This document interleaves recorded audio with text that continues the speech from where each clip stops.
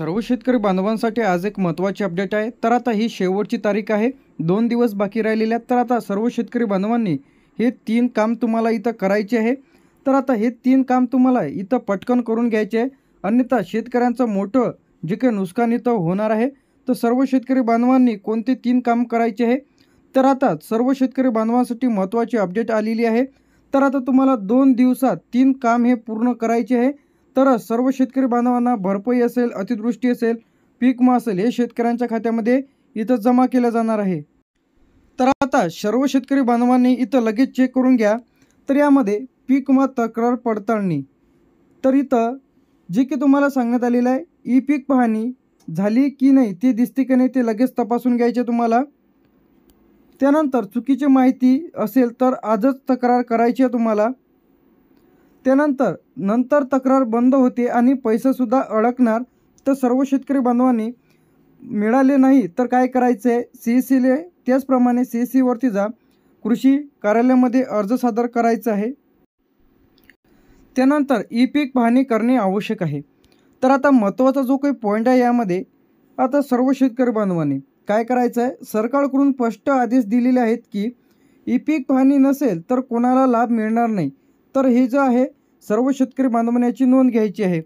तर आता यामध्ये पीक विमा, नमो शेतकरी, अनुदान, DBT पेमेंट, आता यामध्ये अतिवृष्टी, दुष्काळ, गारपीट, वादळ या सर्व लाभार्थ्यांना ई पीक पाहणी करणे अनिवार्य आहे। तर आता सर्व शेतकरी बांधवांनी तुम्ही तुमची जे काही ई पीक पाहणी आहे ते करणे आवश्यक आहे।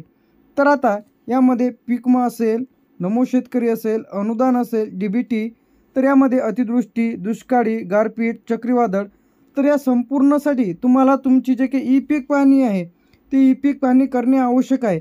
तरच तुम्हाला हे जे 2 दिवसाचे तुम्हाला काम करायचे आहे, तरच तुम्हाला भरपाईची रक्कम ती तुम्हाला आता इथं मिळणार आहे। त्यानंतर जे ते आपलं यामध्ये जर ई पीक पाहणी केली नाही तर काय होणार आहे, तर सर्वप्रथम पीक विमा मंजूर होणार नाही, नाव लिस्टमध्ये येणार नाही। त्यानंतर अनुदान अडकणार, पेमेंटसुद्धा इथं परत जाणार, म्हणजे तुम्हाला पेमेंट इथं मिळणार नाही। ई पीक पाहणी नसेल म्हणजे ई पीक पाहणी जर तुम्ही केली नसेल तर 1 रुपयाही तुम्हाला मिळणार नाही। तर ई पीक पाहणी लगेच करून घ्यायचे सर्व शेतकरी बांधवांनी। तर आता यामध्ये 17,000 रुपये जे की इथं शेतकऱ्यांना हेक्टरप्रमाणे इथं मिळणार आहे, जे की पीक विम्याचे आहे। जर आता तुम्हाला याबद्दल काही अडचण जात असेल तर कमेंट करून नक्की सांगा। जर ई पीक पाहणी चुकीचे दिसत असेल तर तुम्ही दुरुस्त करून घ्यायची आहे, आजच तक्रार नोंदवा। तर यामध्ये तुम्ही तुमच्या कृषी कार्यालयामध्ये किंवा तलाट्याला भेटून हे तक्रार दूर करून घ्यायची आहे। त्यानंतर येते आपलं पंचनामा। तर आता बरेच शेतकऱ्यांचे पंचनामे इथं अधिक राहिलेले आहे। तर ज्या ज्या शेतकऱ्यांचे पंचनामे इथं राहिलेले आहेत ते लक्षात ठेवायचं आहे। त्यामध्ये अतिवृष्टी, दुष्काळ, वादळ, चक्रीवादळ, त्याचप्रमाणे गारपीट, पूर, वाऱ्यासह वेगवान, तर आता याचे पंचनामे झाले की नाही ते तुमचं महत्त्वाचं आहे। तर आता जर तुमचे पंचनामे झाले तरच तुम्हाला इथं भरपाई इथं जमा केले जाणार आहे। तर हे कृषी सहाय्यक, तलाठी, CSC, तर आता तुम्हाला तक्रार जे इथं नोंदवायची आहे, कधी नोंदवायची आहे तुम्हाला तक्रार, इथं तक्रार नोंदवायची आहे ते तुम्हाला 48 ते 72 तासाच्या आत, कधी नोंदवायची आहे, 72 तासाच्या आत तुम्हाला तुमची तक्रार इथं नोंदवायची आहे। तरच तुम्हाला तुमची जी काही भरपाईची रक्कम आहे हे शेतकऱ्यांच्या खात्यामध्ये इथं जमा केलं जाईल।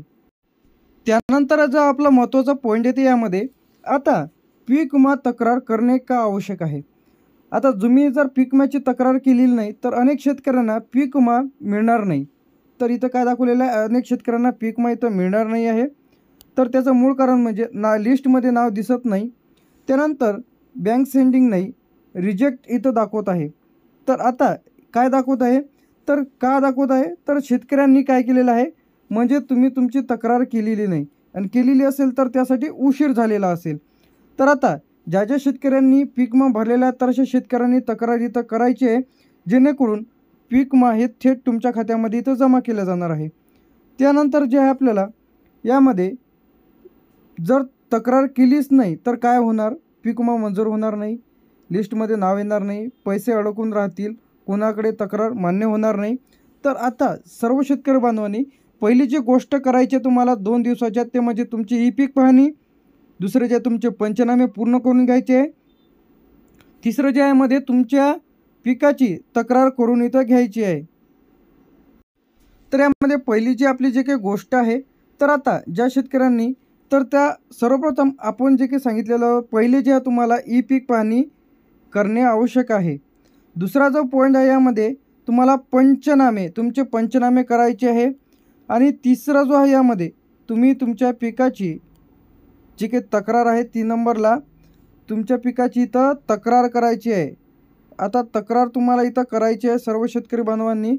त्यानंतर कोण तक्रार करावी यामध्ये पेंडिंग रिजेक्ट असेल, फार्मर आय डीचं जर काही प्रॉब्लेम असेल, IFSC कोड असेल तर अशांसाठी हे आहे. तर आता यामध्ये ई पीक पाहणी वेळेत झालेली नसेल, रक्कम जे परत गेलेली असेल तर तक्रार कुठे आणि कशी करायची आहे. तर सर्वप्रथम CSC, तलाठी, कृषी कार्यालय, विमा कंपनी हेल्पलाईन नंबर, त्यानंतर ऑनलाईन तक्रारसुद्धा फॉर्म भरता येणार आहे. तर आता ज्या शेतकऱ्यांना तक्रार करायची असेल तर ते शेतकरी काय करू शकतात, तुम्ही तुमची ऑनलाईन तक्रार देखील इथं करता येणार आहे. ऑनलाईन तुम्ही तुमची तक्रार इथं करू शकता.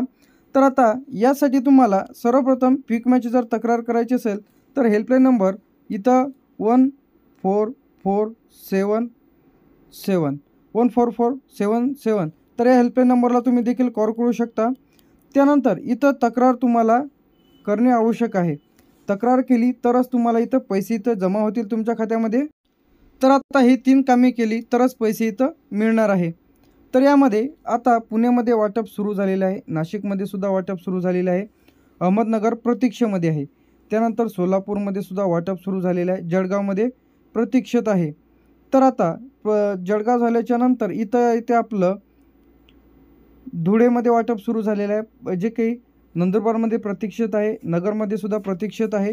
जेव्हा तुम्ही तुमची ई पीक पाहणी कराल तेव्हाच तुमच्या खात्यामध्ये पैसे इथं जमा होतील. तर 72 तासाच्या आत सर्व शेतकरी बांधवांनी याची तक्रार करून घ्यायची आहे. त्यानंतर जे इथे आपलं यामध्ये कोल्हापूर वाटप सुरू झालेलं आहे, सातारामध्ये प्रतीक्षेतच आहे, सांगलीमध्ये सुद्धा प्रतीक्षेत आहे, बीडमध्ये सुद्धा प्रतीक्षेत आहे, लातूरमध्ये सुद्धा प्रतीक्षेत आहे. आणि इथं जे आपलं उस्मानाबाद वाटप सुरू झालेलं आहे, नांदेडमध्ये सुद्धा प्रतीक्षेत आहे, परभणीमध्ये सुद्धा प्रतीक्षेत आहे, हिंगोलीमध्ये सुद्धा प्रतीक्षेत आहे. तर आता या जिल्ह्यांमध्ये जे काही पीक विमा आहे ते वाटप होणार आहे. तर सर्व शेतकरी बांधवांनी याची नोंद घ्यायची आहे, ज्या शेतकऱ्यांनी पीक विमा इथं भरलेला आहे. त्यानंतर हिंगोलीसुद्धा प्रतीक्षेतच आहे.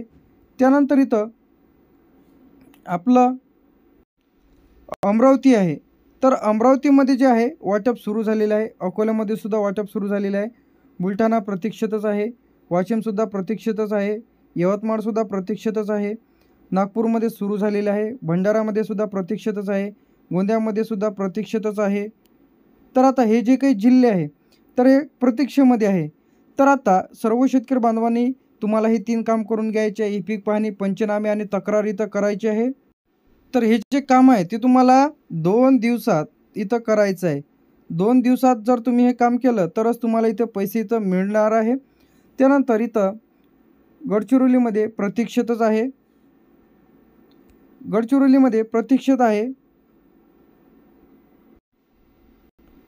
त्यानंतर जे काही चंद्रपूरमध्ये वाटप सुरू झालेलं आहे, वर्ध्यामध्ये सुद्धा प्रतीक्षेत आहे, ठाणेमध्ये सुद्धा प्रतीक्षेत आहे, पालघरमध्ये सुद्धा प्रतीक्षेत आहे, रायगडमध्ये सुद्धा प्रतीक्षेत आहे, रत्नागिरीमध्ये सुद्धा प्रतीक्षेत आहे, सिंधुदुर्गमध्ये सुद्धा प्रतीक्षेत आहे आणि मुंबई शहर यामध्ये लागू नाही. तर सर्व शेतकरी बांधवांना ज्यांना कोणाला फॉर्म भरायचा असेल, नवीन फॉर्म रब्बीचे सुरू झालेले आहे व पीक विमा संदर्भात तुमच्या काय अडचणी असतील तर कमेंट करून नक्की सांगा. तर ही काम तुम्हाला लवकरात लवकर करून घ्यायचे आहे. तर अशाच अपडेटसाठी आणि नवीन व्हिडिओसाठी चॅनलला सबस्क्राईब करून ठेवा. थँक्यू.